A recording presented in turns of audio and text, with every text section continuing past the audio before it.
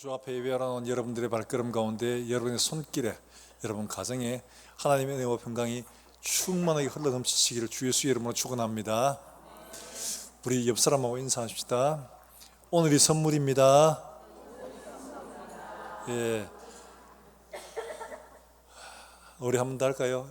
우리 옆에 있는 분, 그분이 선물입니다. 당신이 선물입니다. 선물답게 말씀하셔야죠. 보면서 당신이 선물입니다 이렇게 하셔야죠. 네가 선물이다 이러면 안 되겠죠. 경상도 사람들이 이게 좀 속정은 있어도 겉으로 표현하는 게 좀 서툴러서 조금 그런 면이 있죠. 이건 바꾸고 고쳐야 할 부분이기도 합니다. 하나님이 우리에게 오늘을 허락하시고 우리 옆 사람을 주신 것은 분명히 선물입니다. 우연스럽게 주어진 게 아니라 하나님의 계획과 목적 하에 있다는 사실들을 발견할 수 있기를 주의 이름으로 축원합니다. 예, 하나님 나라 이러면 좀 뭔가 좀 이렇게 우리가 많이 들어왔지만 좀 우람하고 뭐 대단히 영광스럽고 막 이러면 얼마나 좋아요. 근데 오늘 예수님께서 하나님 나라를 무엇을 비유할까 하시면서 겨자씨에 비유하고 계십니다. 이 겨자씨 비유가 마태복음에도 13장에도 나오고 본문에도 나오는데요, 조금 표현이 좀 다르지만 공통적인 것들이 있습니다. 이 겨자씨를 하나님 나라에 비유했다, 그런 목적이 있다는 거죠. 당시에 이스라엘에서 이 겨자씨는 흔히 많이 볼 수 있는 그런 뭐 귀한 것도 아닙니다. 그냥 흔한 그런 식물이에요. 또 그들이 좀 귀하다 이러면 뭘 말하냐니까 백향목. 당시에 이스라엘 북부에 있었던 그 소위 만년설이 덮여있던 그런 산들의 백향목은 목재로 굉장히 유용하게 사용됐어요. 그래서 두로와 시돈에서 솔로몬 때도 백향목을 많이 베서 이스라엘로 갖다 주었던 바로 그런 겁니다. 그러니까 백향목 이러면 와 좋은 나무, 와 우람한 멋진 것 이렇게 생각이 돼요. 그러니까 하나님 나라를 어디에 비유할 거, 백향목 같고 이러면 오 그렇구나 이렇게 되죠. 세계에서 제일 큰 나무가 뭐냐 하니까 제일 큰 나무가 높이가 무려 115m나 되는 그런 나무가 있어요. 미국에 있는데 아마 여러분 사진으로 한 번씩 보셨을 겁니다. 자이언트 세콰이아라고 하는데 나무가 밑둥치가 얼마나 큰지 그 속에 구멍을 뚫어가지고 차들이 다닙니다. 그런 만큼 엄청나게 큽니다. 근데 실제로는 이 나무가 모든 식물들이 그렇지만 뿌리에서 물을 흡수해가지고 올라갈 수 있는 한계가 있답니다. 한 70m에서 80m 정도인데 그 이상은 물을 공급할 수가 없대요. 그러면 이거 어떻게 하길래 110m까지 자랄 수 있냐? 이건 그 해안에서 불어오는 습기가 많은 이 바람 때문에 이 수분이 공기 중에서 나무에 공급을 해서 그래서 이게 그만큼 자라날 수가 있다고 이야기를 합니다. 그래도 대단하죠. 차가 그 나무 밑둥치에 구멍을 뚫고 차가 다닐 만큼 엄청나게 큽니다. 이러면 누가 봐도 와 하나님 나라 막 진짜 대단하다 막 이렇게 생각할 텐데 겨자씨 이러니까 에게 뭐 이런 생각이 당연히 들죠. 당시에 뭐 이게 귀한 것도 아닙니다. 흔하디 흔한 그런 씨예요. 예수님께서 하나님 나라를 무엇으로 비유할 거 예수님이 직접 말씀하신 겁니다. 야 하나님 나라를 뭐라고 비유할 거 하다가 겨자씨 하나를 갖다 이렇게 말씀을 하시거든요. 근데 이 겨자씨가 오늘 본문에서는 그냥 갖다 심은 것으로 나오지만 마태복음 13장에서는 뭐라고 말씀하시냐 이렇게 말씀하고 있어요. 마태복음 13장 31절 말씀에서 이렇게 말씀을 하고 있어요. 같이 한번 읽어봅니다. 시작.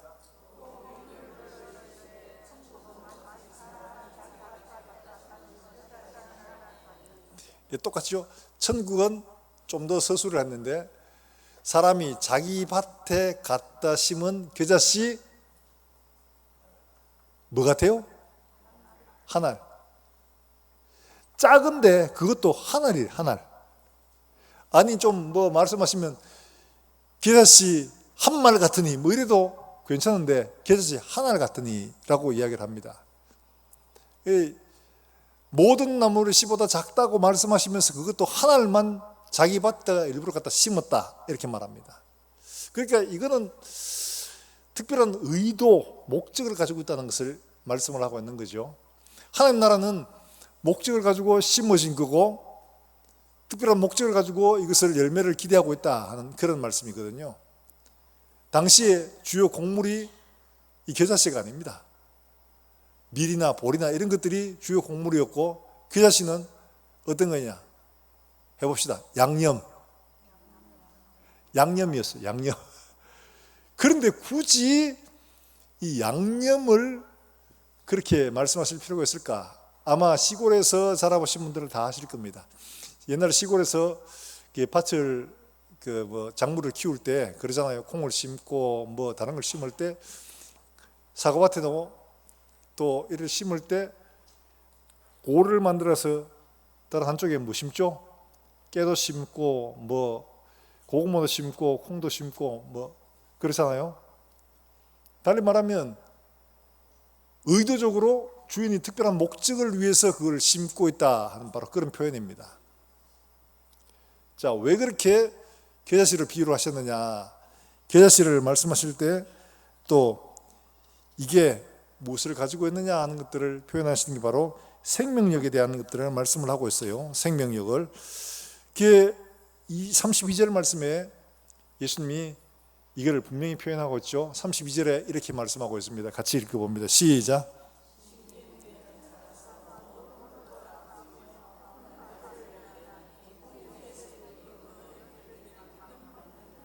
예, 제일 작은 것이다 라고 말씀하셨지만 이게 자라나서 큰 나무가 되어가지고 공중에 새들이 깃들일 만큼 자란다. 이 생명력이라는 이야기죠. 만큼 하나님 나라는 보잘것없이 보이지만 이렇게 확장되는 것이다 라고 말씀을 하고 있는 겁니다. 생명력이 있다. 우리가 말씀을 읽었습니다. 그리고 원래는 말씀을 묵상하자 했는데 이 말씀과 연관이 있는 겁니다. 왜냐? 하나님 말씀은 사람들이 보기에는 별것 아닌 것 같아요. 세상에 좋은 이야기 하는 사람 너무 많거든요. 그런데 그 말씀이 우리의 마음에 심겨지고 우리 삶이 되면은 어떤 역사가 일어나냐? 모든 나무보다 더 커져서 공중의 새들이 깃들이느라. 생명력이 그만큼 크다는 거죠. 하나님 말씀을 우리의 심령에 심어서 묵상하고 삶이 되면 이것은 반드시 우리의 기대와 생각을 훨씬 뛰어넘는 놀라운 성장과 열매를 거둔다는 것을 말씀을 하고 있습니다. 여러분, 하나님 말씀을 묵상하는 것들이 그만큼 중요한 이야기예요. 앞에 마가복음에 나오는 이야기, 씨 뿌리는 비유가 나오고 또 씨를 심어서 자라는 비유가 나오고 그 다음에 겨자씨가 나오는 거예요. 달리 말하면 이처럼 생명은 심겨지고 땅속에 들어가서 자라나면 놀라운 변화가 일어난다. 이것을 말하고 있죠. 자, 씨가 심겨져서 흔히 하나님이 땅에 떨어져 죽지 아니하면 하나님 그대로 있거니와 죽으면 많은 열매를 맺느니라. 죽는 말이 뭐냐? 썩어 문드러지고 없어지는 게 아니에요. 씨앗을 심으면 그 씨눈이 있잖아요. 거기서 싹이 싹 올라오죠. 올라오는데 반대편으로 씨 속으로는 이게 영양분을 거기서 흡수를 합니다. 제일 먼저 흡수하는 게 자기 속에 있는 영양분입니다. 씨 속에 있는 거. 그러니까 이걸 썩는다고 표현을 하고 있고 죽는다고 표현을 하고 있는 겁니다. 달리 말하면 이거는 자기 부인을 말하는 거죠. 예수님께서도 이 일들에 대해서 분명히 말씀하셨습니다. 마태복음 16장에서 24절에서 베드로가 주는 그리스도시요 살아계신 하나님의 아들이십니다. 이러니까 니 참 잘했다 이러면서 하시는 말씀 중에 뭘 말씀하시냐. 자, 마태복음 16장 24절 말씀에 같이 한번 읽어봅니다. 시작. 누구든지 나를 따르려거든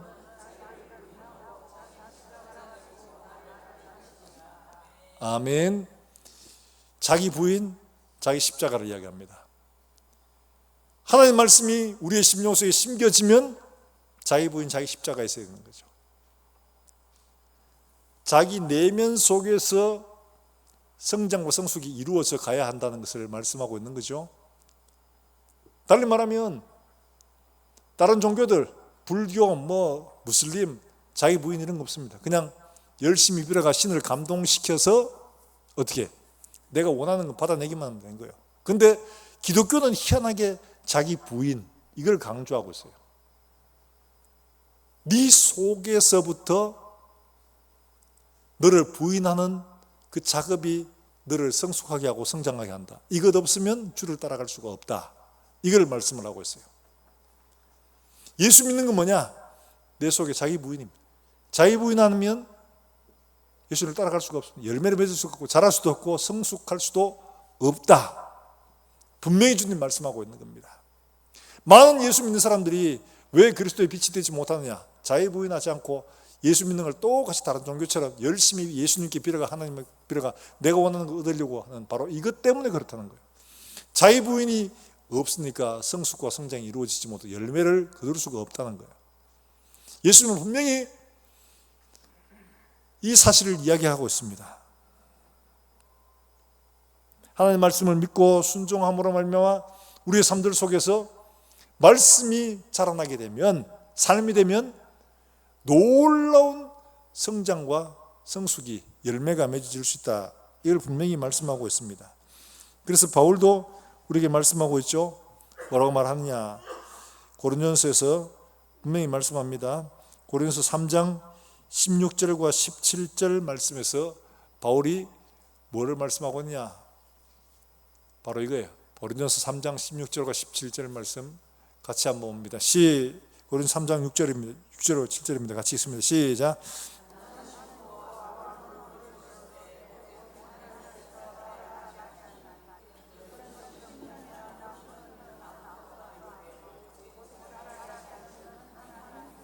네. 바울은 말씀을 심었고 아볼로는 물을 주었을 때 자라나게 하시는 이는 누구시라고요? 하나님이시다. 말씀이 우리 속에 들려져서 말씀이 우리 심령 속에서 자기 내면화가 되고 자기를 부인하는 삶이 되면 우리의 삶들 속에 말씀이 삶이 될 때 그것이 점점 자라나서 열매를 거둘 수 있게 하는 하나님이시다. 앞에 씨가 자라는 과정을 이야기했습니다.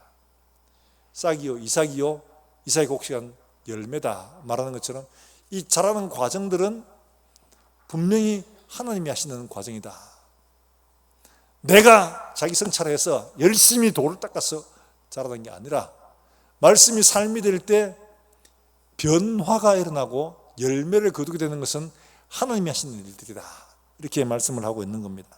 사랑하는 여러분들, 하나님 말씀이 우리 속에서 이와 같이 열매를 거둘 수 있는 이런 하나님 나라를 이룰 수 있는 우리 모두가 되기를 주의 이름으로 축복합니다. 예, 바로 그걸 말하고 있는 겁니다. 근데 이거 시간이 걸립니다. 열매를 거두는 데는 상당한 시간이 걸립니다. 믿음은 시간. 내가 믿는다고 금방 뭐가 되는 게 아니라 내가 죽는 과정이 필요하고 자라는 과정, 성숙하는 과정이 필요합니다.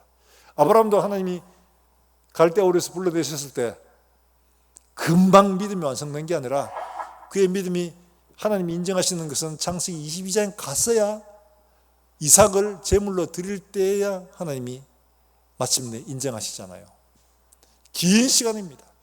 25년 기다려서 아들을 낳고 아들이 장성해서 한 10몇 년 더 기다린 다음에 모리아 산에서야 비로소 아브라함의 믿음이 하나님이 인정하시는, 이제야 네가 나를 경외하는 줄 알겠다, 하나님이 인정하시는 믿음이 된 겁니다.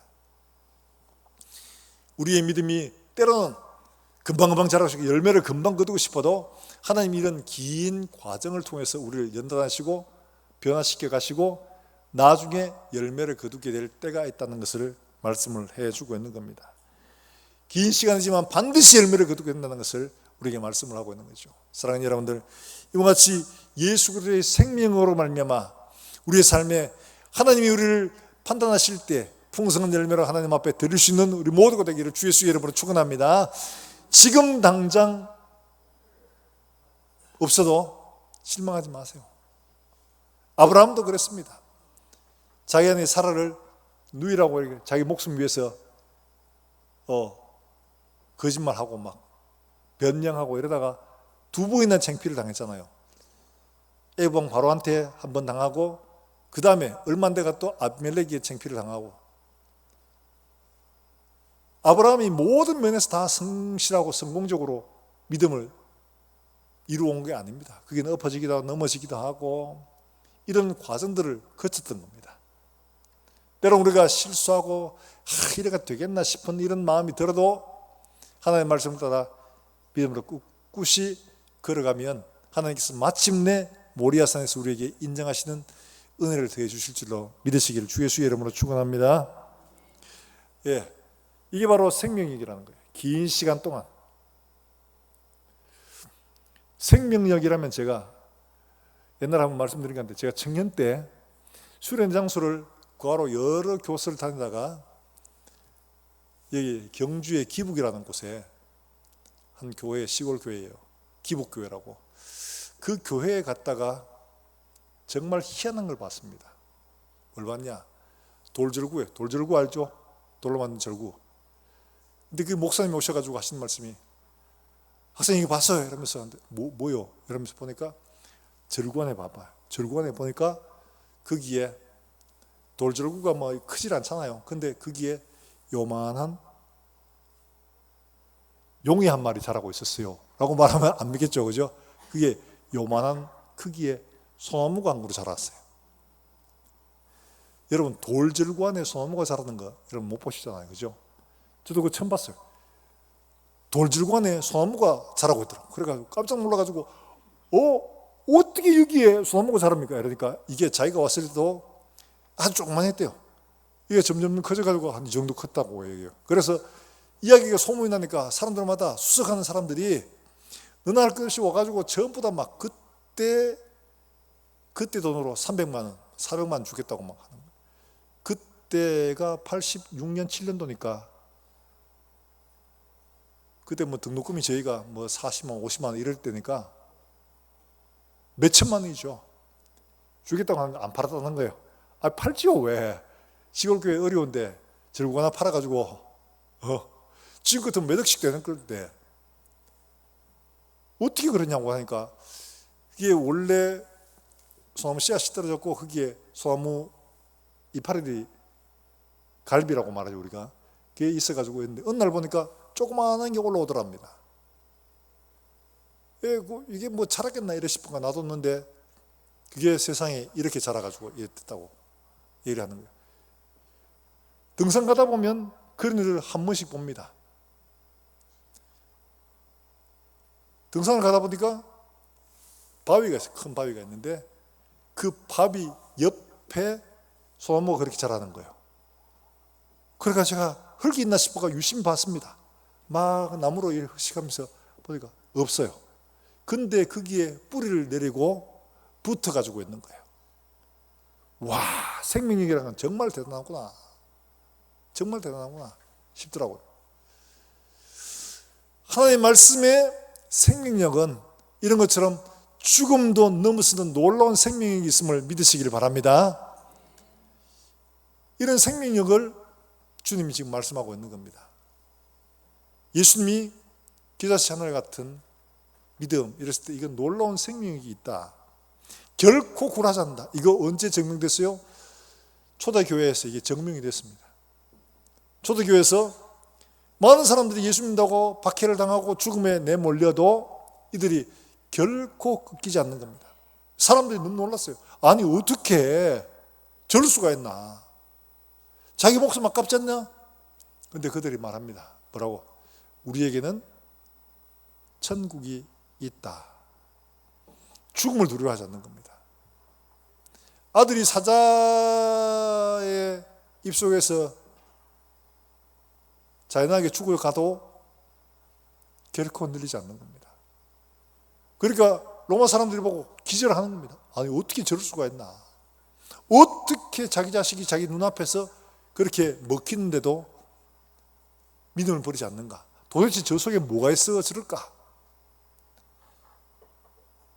그들이 예수 믿는 신앙의 본질에 다시 생각합니다. 그들의 신앙은 철학이었어요. 사상이었어요. 그런데 예수 믿는 사람들은 철학도 사상도 아니고 이거는 삶이었어요. 놀란 겁니다. 그러니까 십자가형 하지 맙시다. 사자밥되게 하지 맙시다. 로마 관리가 황제에게 건의한 겁니다. 왜냐하니까 한 사람 그렇게 죽으면 예수 믿는 사람 10명 더 생긴다는 거예요. 사람들이 보고 야, 저게 진짜 믿음이다. 저게 진짜 신앙이다.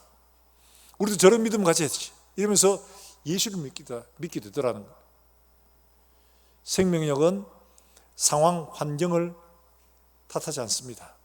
그 속에서 믿음으로 뿌리내서 예수 그리스도의 정말 사람으로 자라나게 될 줄 여러분 믿으시기를 바랍니다. 우리 환경에서 어려워서 예수 못 믿겠다. 먹고 살기 바빠서 예수 못 믿겠다. 전부 핑계입니다. 예수의 생명력은 어떤 환경 속에서도 자라나는 놀라운 생명력을 가지고 있다는 사실을 기억하시길 바랍니다. 뿐만 아니라 예수님께서 굳이 이 겨자씨의 비유를 하시는 이유가 뭘까? 생명력이라면 다른 거 이야기해도 되는데 굳이 겨자씨를 이야기하시는 이유가 뭘까? 이게 마태복음 13장에서도 말씀하고 있죠. 자기 밭에 갖다 심은 겨자씨 하나를 같으니, 겨자씨 하나. 이스라엘에서 곡물은 밀이나 보리였습니다. 겨자씨는 뭐 하는 거냐? 겨자씨는 같이 해봅시다. 양념.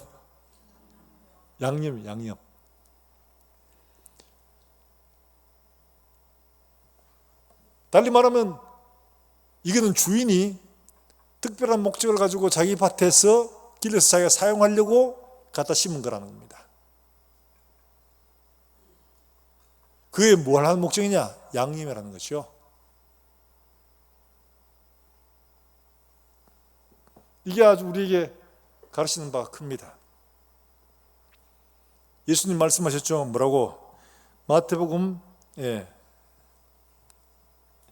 5장 13절에서 이렇게 말씀하십니다.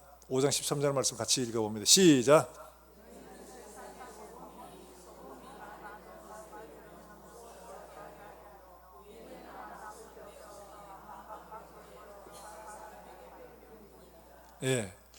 저 소금은 어떤 거냐니까 돌에 자연스럽게 붙어져 있는 이런 소금입니다. 그러다 보니까 그냥 돌아다니는데 동물이나 사람들이나 특히 동물들이죠.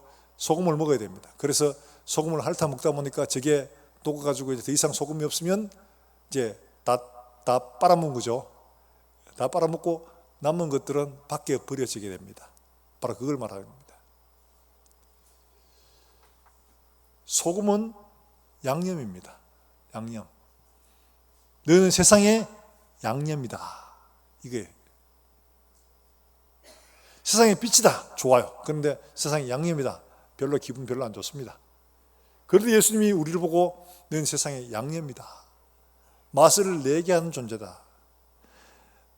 맛을 내게 해야 하는 존재다. 그 맛을 잃으면 아무짝에도 쓸모가 없다.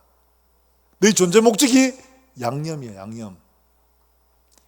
우리 옆 사람 보고 이야기합시다. 양념이야. 맛을 내게 해야 되는 거예요. 나 때문에, 교회 때문에, 성도 때문에 세상이 살맛 나는 세상이 되어야 되는 거죠. 이걸 잃어버리면 교회 때문에 못 살겠다, 예수 믿는 사람 때문에 못 살겠다 이러면 그게 더 이상 존재 가치가 없는 거예요. 예수 믿는 사람 만났는데 그 사람 때문에 직장 갈 맛 나, 사람 사는 맛이 나, 그 사람 하는 것이 내 삶에 정말 좋은 만남이야. 이게 우리의 존재 목적이라는 거예요. 사랑하는 여러분들, 바울도 우리에게 이와 같이 말씀하고 있죠. 고린도후서 2장 14절과 15절 말씀에 우리 이렇게 말씀을 하고 있어요. 같이 한번 읽어봅니다. 2장 14절과 15절입니다. 시작. 우리로 말미암아 각처에서 그리스도를 아는 냄새를 나타내시는 하나님께 감사하노라. 우리는 구원받는 자들에게나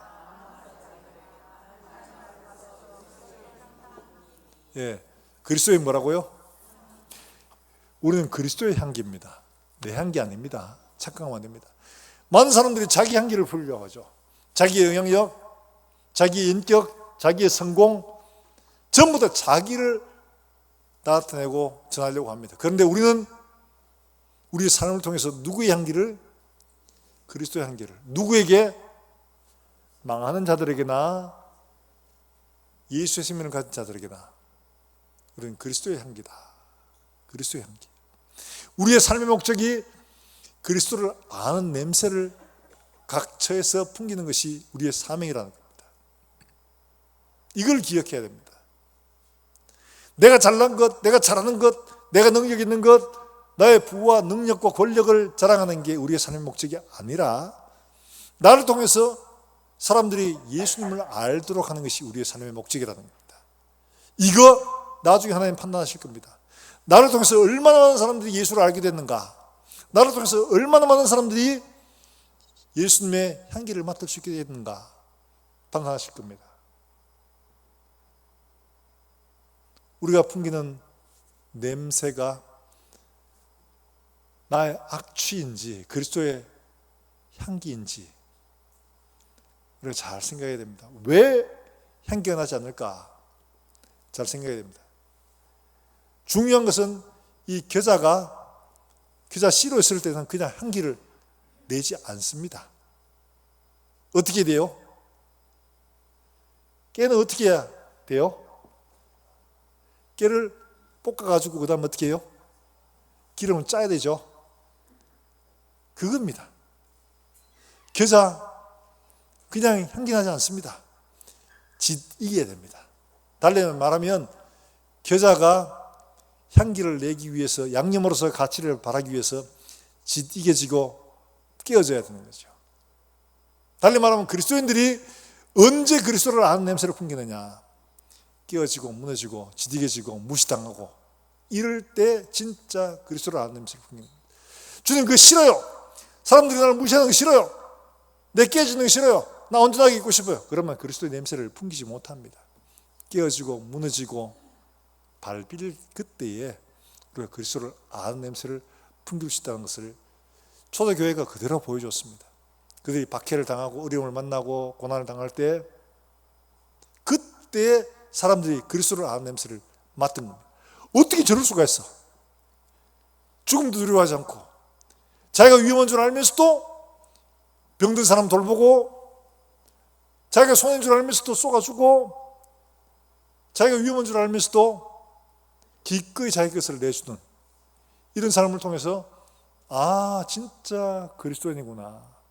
그래서 그들이 발견한 것은 그리스도의 사랑이라는 것을 발견을 합니다. 그래서 관리가 편지를 쓴 게 저들은 사랑하는 사람들입니다. 황제 숭배를 하지 않고 뭐 이런저런 일이 있지만은 저들은 사랑하는 사람들입니다. 저들이 가는 곳마다 사랑이 넘칩니다. 사랑하는 사람들입니다. 말이 아니라 책을 통해서가 아니라 그들의 삶을 통해서 그리스도의 사랑을 보여준 거죠. 그게 진짜 주님이 교회와 성도들에게 향하는 말씀이라는 겁니다. 우리가 깨어지고 무시당하고 짓밟힐 바로 그때에 그리스도의 냄새를 풍기게 되는 겁니다.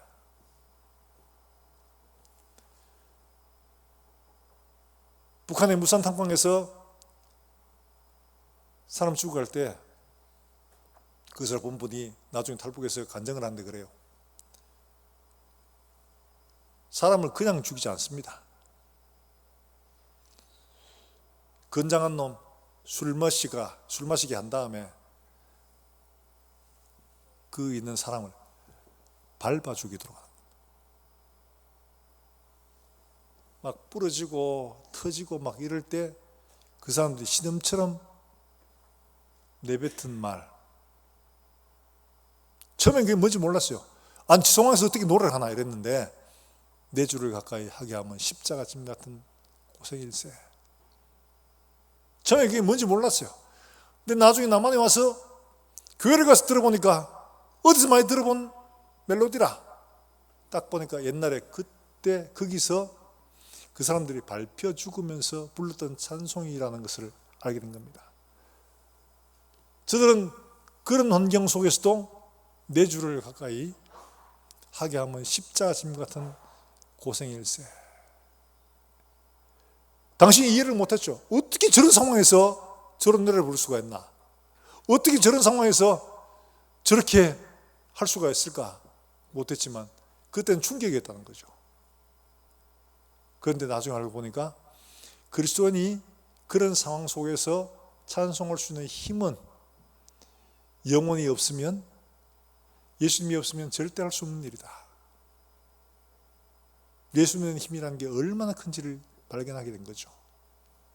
사랑하는 여러분들, 우리의 삶들 속에서 때로는 무시당하고 때로는 사람들에게 외면당하고 밟히고 바로 그럴 때 우리가 그리스도의 향기를 드러낼 수 있는 기회다 하는 것을 기억할 수 있기를 주 예수의 이름으로 축복합니다. 바로 그런 자리예요.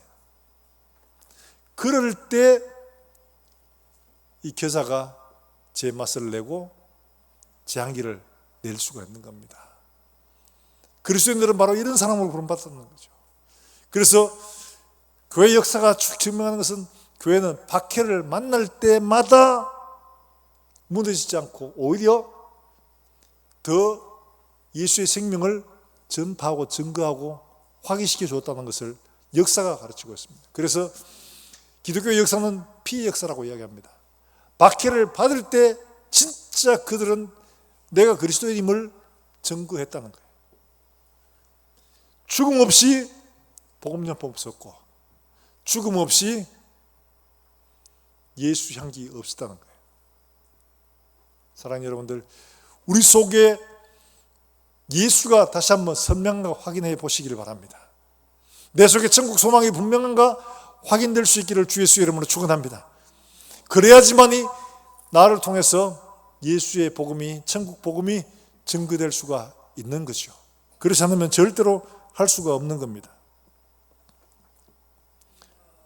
뿐만 아니라 본문에서는 그 말씀을 하고 있죠. 뭐라고 말씀하고 있느냐? 32절 말씀에 이렇게 말씀하고 있어요. 32절 같이 한번 읽어봅니다. 시작.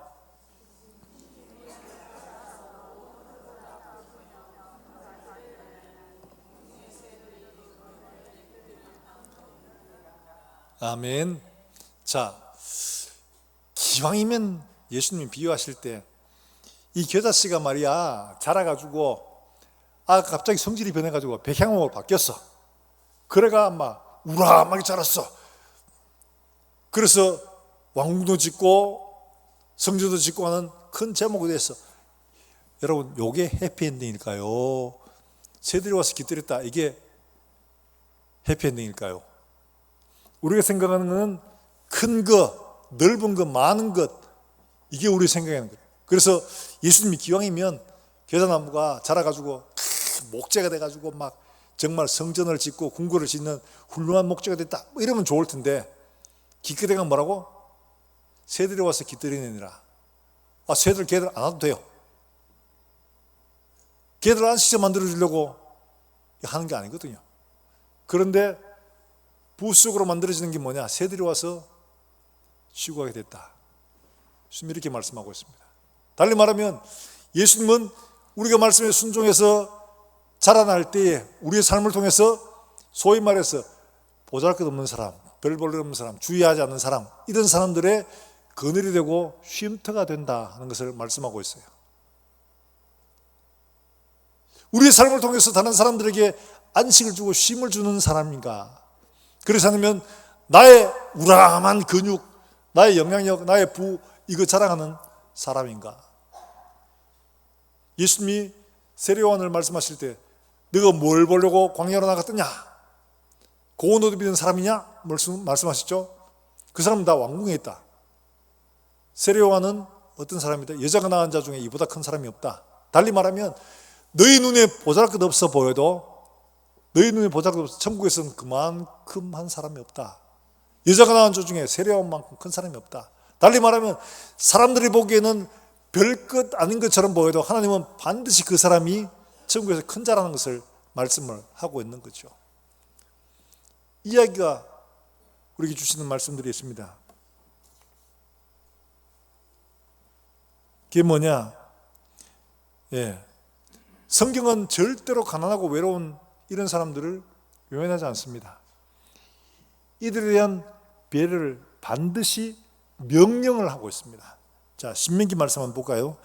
신명기 24장 19절 말씀에 이렇게 말씀을 하고 있어요. 신명기 24장 19절 말씀인데 한번 같이 한번 읽어봅니다. 시작.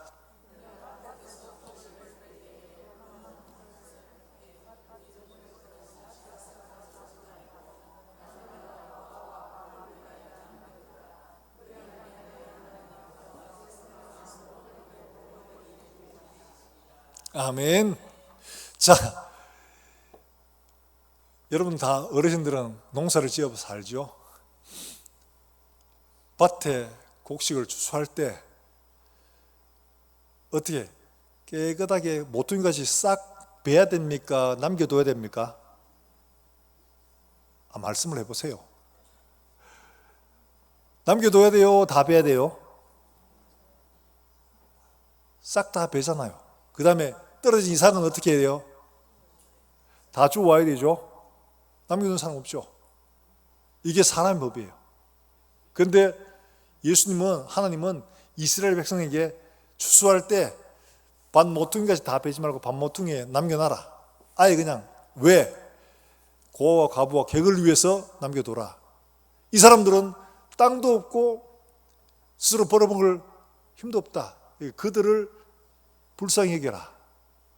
이들이 함께 살아갈 수 있도록 해라. 이게 하나님 주신 율법의 목적이에요.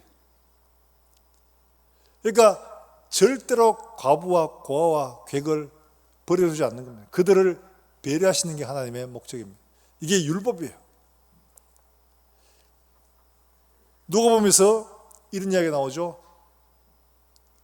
어떤 사람이 예루살렘에서 여리고로 가다가 돈벼락을 맞았어요. 아니죠? 누굴 만났어요? 강도를 만났어요. 그러니까 그만 죽게 생겼죠.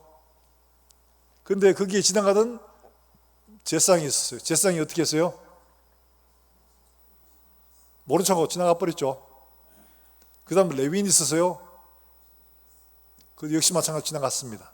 그러니까 제사장이나 레위인 이 사람들은 약자를 돌봐야 할 그 의무가 누구보다 앞서 있는 사람이에요. 근데 이 사람들은 그 약자, 다 죽어간 사람들의 그늘이 되어줬느냐? 되어주지 않습니다.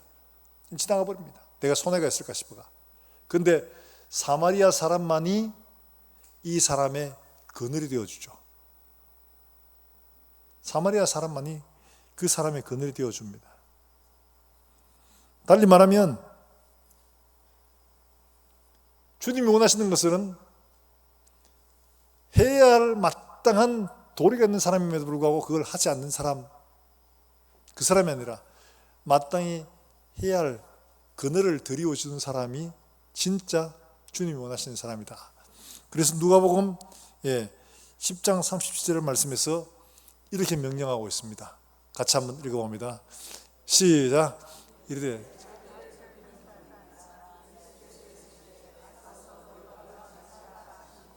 아멘. 자, 저기서 관은 뭐라고 했냐? 누가 내 이웃입니까? 이 사람의 관점은 누가 내게 도움을 주는 사람이냐 이거예요.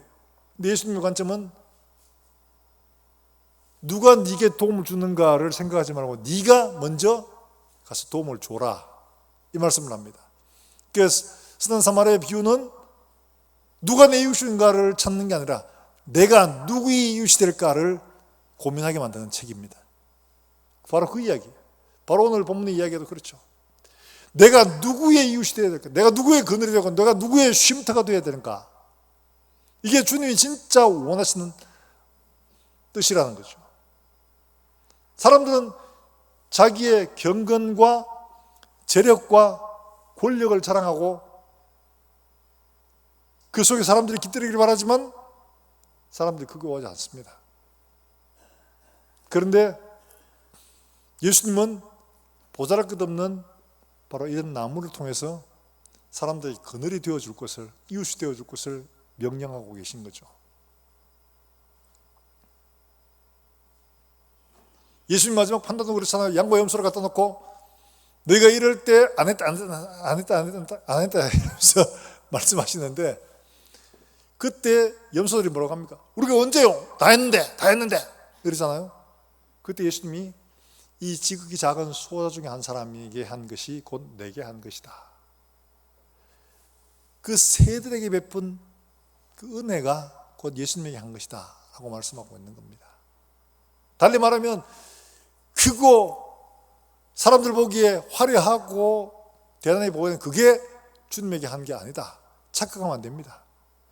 우리가 보기에는 효율적이고 훨씬 사람들에게 존경받고 인정받고 하는 그 일들이 하나님께 영광이 될 것 같지만 하나님 앞에서는 그게 아니라는 겁니다. 가난하고 어렵고 힘든 사람들, 그 사람의 그늘이 되어주고 쉼터가 되어주는 것이 진짜 이게 주님이 원하시는 일이다 하는 거예요. 사랑하는 여러분들, 우리가 주님이 원하시는 것, 이 겨자씨 비유에서 우리가 생각해야 될 것이 바로 이겁니다. 나는 과연 내 삶의 의미를 가지고 많은 사람들에게 이렇게 그늘이 되어주고 쉼터가 되어주고 있는가? 내 영향력, 내 능력, 내 물질 이거 자랑하려고 여전히 가지를 뻗고 있는가? 주님이 원하시는 것은 우리의 삶의 의미를 통해서 이렇게 힘들고 어려운 사람들, 강도 만난 사람들, 이런 사람들의 그늘이 되어줄 것을 말씀하고 있던 것을 기억하시기를 주 예수의 이름으로 축원합니다.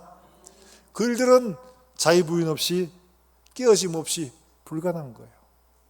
내걸 내어놓아야 되고 무시당하고 박해를 당하는 그 현장에서 확인되는 겁니다. 우리의 삶에서 때로는 어려움을 만나고 힘든 일을 만날 때 바로 그때가 내가 그늘을 들이우는 때다 기억하시길 바랍니다. 그래서 정말 우리의 남은 삶도 주님이 원하시는 것처럼 생명력을 가진 삶으로 어떤 환경 속에서도 믿음을 꺾지 않고 믿음으로 자라가며 뿐만 아니라 우리가 지득해지고 깨어지고 무너져서 바로 그 자리에서 예수 그리스도를 아는 냄새를 세상에 풍기는 그런 믿음의 사람으로, 겨자씨 같은 사람으로 살 수 있게 되기를 주 예수의 이름으로 축원합니다. 우리 모든 성도들이 가는 곳마다 예수를 아는 냄새가 풍겨지고 여러분이 가는 곳마다 예수를 아는 냄새가 확인되어져서 그들이 네가 진짜 이웃이다. 너를 안 것이 내 인생의 최고의 행복이었다. 최고의 선물이다. 너를 만난 것이 최고의 선물이다 라고 말할 때 하나님이 영광을 받으시는 겁니다. 하나님 기뻐하시는 겁니다. 우리 옆에 사람 조용히 손잡고 한번 진심으로 한번 얘기해 볼까요?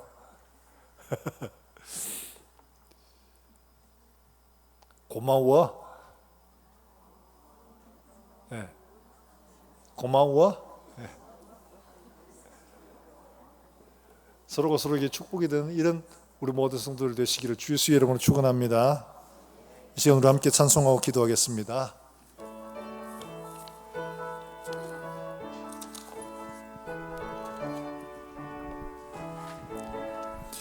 나의 죄를 정케 하사 주의 일꾼 삼으신 구세주의 넓은 사랑 항상 찬송합니다. 나를 일꾼 삼으신 주 크신 능력 주시고 언제든지 주 뜻대로 사용하여 내게 부어주시려고 내게 부어주시려고 은혜 예비하신 주 주의 은혜 채워주사 능력 있게 하소서. 죄의 짐을 풀어주신 죄의 짐을 풀어주신 주의 능력 그도다. 나를 피로 사신 예수 내 맘속에 오소서. 주여 내게 성령으로 주여 내게 성령으로 충만하게 채우사 생명수가 강물처럼 흐르게 하옵소서. 나는 일꾼 삼으신 주 크신 능력 주시고 언제든지 주 뜻대로 사용하여 주소서. 우리가 시간 함께 기도하실 때 오늘 주신 말씀 듣고 정말 내 믿음의 생명이 있어서 이 예수 그리스도의 생명으로 말미암아 어떤 환경 속에서도 믿음 꺾지 않고 주님 향해 신실하게 주와 함께 동행하는 삶을 살게 하시고 우리의 삶들 속에서 정말 맛을 내는 존재로서 하나님 아버지 주께서 우리를 의도적으로 갖다 심으신 곳이 있습니다. 하나님 아버지 우리가 심어주신 바로 그곳에서 우리가 맛을 내며 그리스도를 아는 냄새를 풍길 수 있는 존재가 될 수 있도록 주여 은혜를 허락해 주시옵소서. 깨어지고 부서지고 무너지고 지득이져서 내 삶을 통해서 그리스도를 아는 냄새를 각지에 풍기는 신실한 주의 일꾼 되게 해 주시옵소서. 한 목소리 함께 기도하겠습니다. 하나님 아버지 은혜를 감사합니다. 오늘 우리에게 주신 말씀 기억하며 다시 한번 겨자씨의 생명력을 우리가 가질 수 있도록 주여 은혜를 베풀어 주시기를 원합니다. 복음의 능력, 복음의 말씀, 복음의 권세를 우리의 삶들 속에 그대로 순종하여 삶으로 이루어갈 수 있도록 주님 도우시고 어떤 환경 속에서도 굴하지 않고 믿음으로 승리하는 살아가는 종들의 삶이 다 될 수 있도록 주님께서 도우시고 우리의 삶을 통하여 우리를 심으신 곳곳들마다 가서 그리스도 예수를 아는 냄새를 풍기는 지혜로운 우리 모든 권속들 되게 주님 축복해 주시기를 원합니다. 하나님 아버지 나를 심으신 곳, 나를 심으신 바로 그곳이 나를 통하여 하나님의 역사를 알게 하시며 그리스도를 아는 냄새를 풍기기를 원하시는 자리임을 확인하고 내 삶을 통해서 그리스도를 아는 냄새를 각지에 풍기는 하나님 아버지 그리스도의 향기가 되는 삶이 되게 주님 인도해 주시옵소서. 하나님 아버지 오늘도 우리를 부르시고 말씀을 듣게 하신 주님 말씀을 듣고 잊어버리는 것이 아니라 이 말씀이 우리의 심령 속 깊이 묵상이 되고 삶이 되어져서 하나님 아버지 말씀의 열매가 우리의 삶들 속에 맺어지게 하시고 생명력이 우리의 삶들 속에 나타날 수 있도록 주님 축복해 주시옵소서.